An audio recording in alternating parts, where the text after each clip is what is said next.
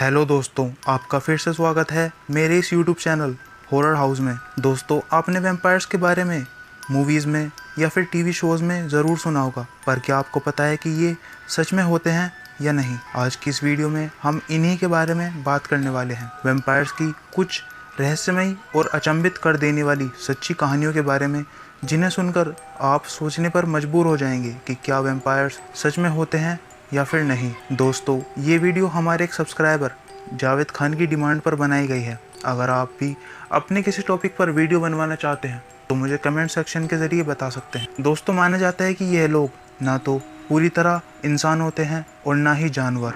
Vampires वह प्रजातियां होती हैं जो मृत लोग होते हैं, लेकिन किसी खास वजह से अपनी कब्रों से बाहर निकल आते हैं और अपनी भूख को शांत करने के लिए इंसान या किसी जानवर का खून पीना पसंद करते हैं और सूरज उगने से पहले अपनी कब्रों में फिर से सो जाते हैं। लेकिन विज्ञान की माने तो वैम्पायर्स का कोई अस्तित्व नहीं होता, क्योंकि विज्ञान के मुताबिक मरे हुए इंसान का फिर से जिंदा होना असंभव है। पर इतिहास में ऐसी कई घटनाओं का जिक्र है जो वैम्पायर्स के होने की ओर इशारा करती हैं। तो चलिए जानते हैं उन सभी घटनाओं के बारे में। दोस्तों, ऐसी ही एक कहानी हंगरी की रानी एलिजाबेथ बैथरी की है, जिसने 21 अगस्त 1614 तक हंगरी पर राज किया था। एलिजाबेथ बैथरी को द ब्लड काउंटेस के नाम से भी जाना जाता है। एलिजाबेथ को इतिहास में सबसे क्रूर महिलाओं में से एक भी माना जाता है, जिसके चलते गिनीज वर्ल्ड रिकॉर्ड में सबसे ज़्यादा कत्ल करने वाली महिलाओं में एलिजाबेथ का नाम दर्ज है। बहुत से इतिहासकारों का मानना है कि एलिजाबेथ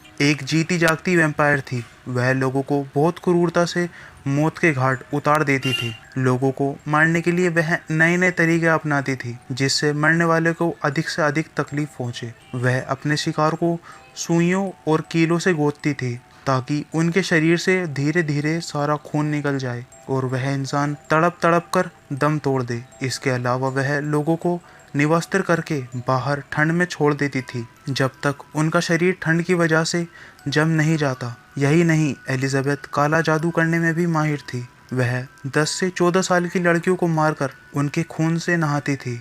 उसका मानना था कि 10 से 14 साल की लड़कियों के खून से नहाने से उसकी खूबसूरती बरकरार रहेगी। एलिजाबेथ की क्रूरता से तंग आकर अन्य राज अधिकारियों ने एलिजाबेथ को बंदी बना लिया और उसको अपने जीवन के आखिरी दिन जेल में गुजारने पड़े। सन 1614 में एक रात एलिजाबेथ ने अपने जेल के पहरेदार से शिकायत की उसके हाथों को ठंड लग रही है और वह अपने हाथों को महसूस नहीं कर पा रही। एलिजाबेथ ने पहरेदार को बताया कि उसे ऐसा लग रहा है कि उसका पूरा शरीर आग की चपेट में है। उसे असहनीय जलन का एहसास हो रहा है, लेकिन पहरेदार ने एलिजाबेथ की ये सारी बातों को नजरअंदाज कर दिया। अगली सुबह एलिजाबेथ को जेल में मृत पाया गया। एलिजाबेथ की मौत के बाद उसे एक कॉफिन में रखा गया, लेकिन दफनाते समय जब कॉफिन को खोला गया तो सबके होश उड़ गए, क्योंकि कॉफिन में से एलिजाबेथ की लाश गायब हो चुकी थी। एलिजाबेथ की लाश के गायब होने का कारण और रहस्य आज तक किसी को नहीं पता चल सका।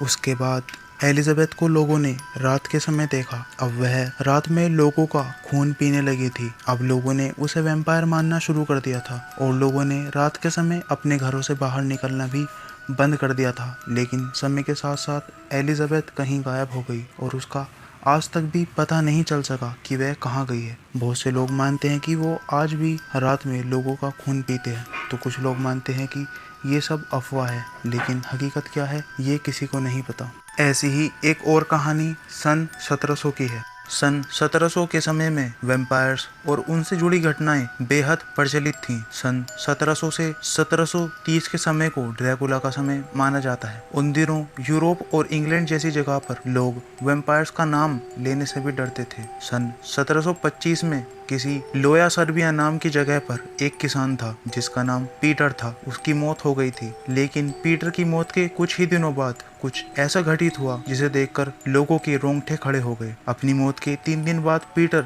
अपने 10 साल के बेटे के पास आया और अपने बेटे से कुछ खाने के लिए मांगा। उसके बेटे ने पीटर को खाने के लिए दिया और पीटर वहां से चला गया। लेकिन अगले दिन पीटर फिर से अपने बेटे के पास वापस खाना मांगने आया, लेकिन इस बार उसके बेटे ने पीटर को खाना खाना देने से इनकार कर दिया। अगली सुबह पीटर का बेटा मृत अवस्था में पाया गया। उसके शव को देखकर साफ पता चल रहा था कि उस बच्चे के शरीर में खून की एक बूंद भी नहीं थी, क्योंकि उस बच्चे का शरीर पूरी तरह से सफेद पड़ चुका था। उसकी आंखें खुली हुई थी, जिसे देखकर लग रहा था मानो बच्चे ने मरते समय कोई बेहद खौफनाक चीज देख ली हो। उस बच्चे की डेड बॉडी में सबसे ज्यादा विचित्र यह बात थी कि बच्चे की गर्दन की दाहिने और पिछले भाग पूरी तरह से घायल था। उसके घाव को देखकर ऐसा लग रहा था कि मानो किसी ने उस बच्चे की गर्दन को नोच खाया हो। इस मौत के बाद लगातार 9 दिनों तक बिल्कुल इसी तरह के मौतों का सिलसिला चलता रहा। उस गांव के लोगों के बीच खौफ इस कदर बढ़ गया था कि गांव वालों ने वैम्पायर हंटर्स की सहायता लेने का फैसला किया।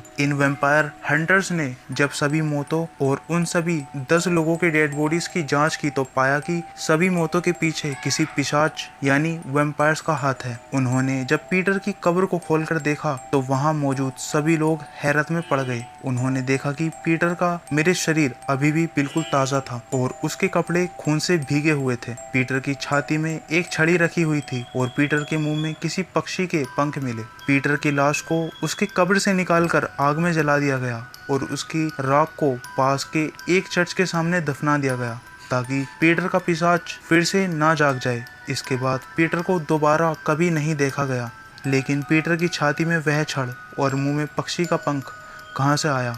पीटर पर किसी प्रकार का अनुष्ठान करके उसे वैम्पायर बनाया गया था। इस सवाल का जवाब पीटर के राख के साथ ही हमेशा के लिए दफन हो गया। तो दोस्तों, इन सभी स्टोरीज के बारे में आपको क्या लगता है? क्या वैम्पायर्स सच में होते हैं या फिर नहीं? आप अपनी राय मुझे कमेंट सेक्शन के जरिए दे सकते हैं। अगर वीडियो पसंद आई हो तो वीडियो को लाइक, चैनल को सब्सक्राइब और शेयर करना मत भूलना। मिलते हैं अगली वीडियो में।